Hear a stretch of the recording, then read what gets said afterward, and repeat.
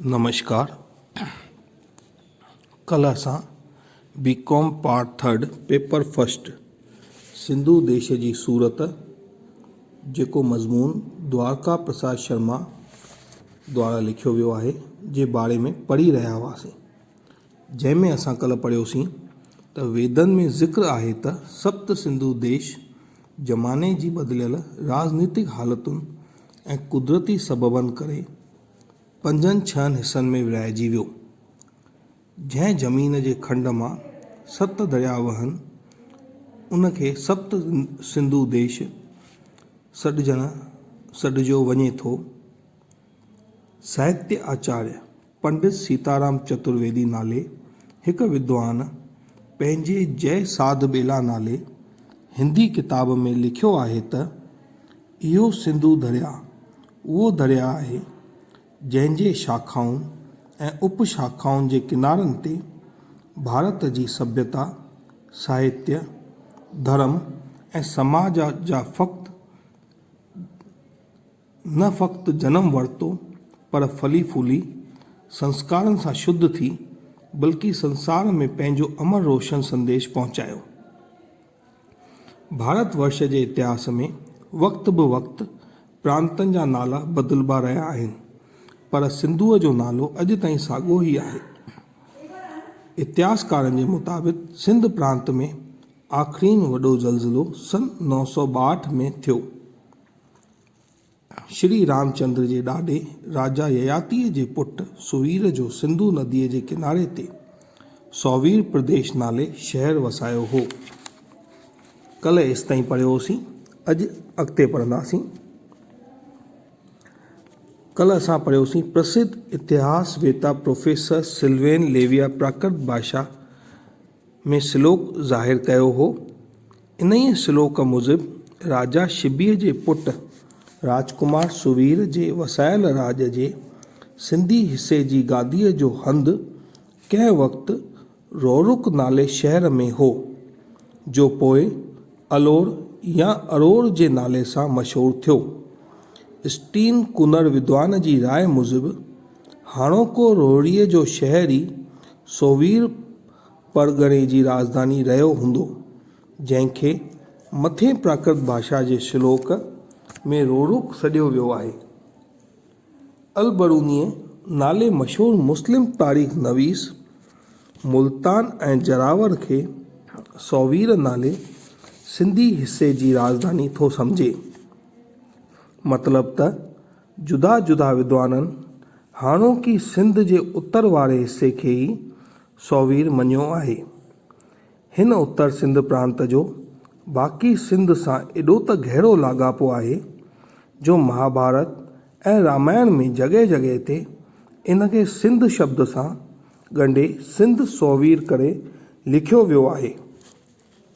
इन ई मां साबित आहे त महाभारत ऐं रामायण वारे ज़माने में सिंध जी सूरत में हाणोके पंजाब जो पश्चिमी हिसो बि समायल हो। महाभारत में सिंध राज जो बयानु कंदे लिखियो वियो आहे त सिंधु राज में 10 राष्ट्र शामिल हुआ, यानी प्रदेश में 10 मुख्य जातियूं रहंदियूं हुयूं। सिंध खे संस्कृत ॿोलीअ में राष्ट्र शब्द जी सिफ़त ॾेई महाभारत जे लेखक महर्षि वेदव्यास सिंध जी वॾी अहमियत ज़ाहिर कई आहे। थोरे में ईअं चइजे त वेदनि जे ज़माने में जंहिं वक़्तु पंजाब, कश्मीर, अफ़गानिस्तान, सिंध, उत्तर ओलह प्रांत ऐं बलूचिस्तान हिकु हुआ, उन वक़्तु सिंध सप्त सिंधु नाले सां सॾी वेंदी हुई। उन खां पोइ राजनीतिक ऐं कुदरती हलचलुनि ऐं तहरकनि सबबि उहे प्रांत हिक ॿिए खां अलहदा थी विया ऐं बाक़ी सिंधु नदीअ जे ॿिन्ही कपनि ते वहंदड़ ज़मीन खे सिंध या सिंध सोवीर करे सॾण में आयो। उन समय जी सिंधु हाणोकी सिंध खां टीणी बल्कि चौड़ी हुई। प्राचीन सिंध जी शानदार सूरत ऐं कलम हलाईंदे चचनामा ऐं मुसलमान लेखक ऐं उन जे आधार ते मिस्टर हेनरी कंजिस पंहिंजे इतिहास में लिखियो आहे त 8वीं सदीअ जी शुरूआति यानी अरबन जी सिंध ते का खां कुझु वक़्तु अॻु सिंध जी हुकूमत जूं हदूं उत्तर में कंधार खां वठी ॾखिण में ॾेवल बंदर ताईं पखिड़ियल हुयूं। इन सिंधु सल्तनत जी राजधानी अलोड़ हुई, जंहिं में केतिरा आलीशान महल, बाग, चश्मा, नहरूं ऐं सुहिणनि दरख़तनि जा छायल शाही रस्ता हुआ। इहा राजधानी मेहराण नाले नदीअ ते वसियल हुई। अरबन जी काह वारे ज़माने जे मुसलमान लेखकनि सिंधु नदीअ खे मेहरान जे नाले सां बि लिखियो आहे। अॼुकल्ह गंगा, यमुना, गोदावरी वग़ैरह नदियुनि जी ॾाढी महिमा लिखी पढ़ी ऐं ॿुधी थी वञे, जंहिंखे ॾिसी घणनि माण्हुनि ते इहो असरु पई वियो आहे त शायदि जंहिं प्राचीन सिंधु नदीअ जो वेदनि में ज़िक्र थियल आहे उनखे का बि धर्मी या राजनीतिक अहमियत मिलियल न हुई, पर ईअं न आहे। हिते बि सिंधवासी विद्वाननि जी अलगर्ज़ाईअ सबबु असांजी प्यारी सिंधु जो नालो सदियूं लिकल रहियो। न त ऋग्वेद जे 10 मंडल जे 75 सूक्त में चयल आहे त ऐं सिंधु शुरूअ में तो जहिड़ो श्रेष्ठ नदीअ जे हलण लाइ वरुण देवता रस्तो ठाहियो। ऋग्वेद जे साॻे मंडल ऐं सूक्त जे 8 मंत्र जो तर्जुमो कंदे प्रोफेसर विल्सन लिखियो आहे त सिंधु घोड़नि रथनि सां भरपूर, सुंदर शानदार कपिड़नि ऐं सोननि जेवरनि सां सिंगारियल आहे। संदसि झोली माखी ॾींदड़ गुलनि सां भरी पई आहे। ऋग्वेद जे 1 मंडल जे 126 सूक्त में भावी वय नाले हिकु सिंधी राजा जो वर्णन अचे थो। हुन लाइ लिखियो वियो आहे त हू वॾो दयालु, सत्यनिष्ठ ऐं कीर्तिवान ऐं सोम्याजी हो। इन खां सवाइ अथर्ववेद जे 14 मंडल में 1 सूक्त जे 42 मंत्र में सिंधु साम्राज्य जो वॾो बयानु आयल आहे।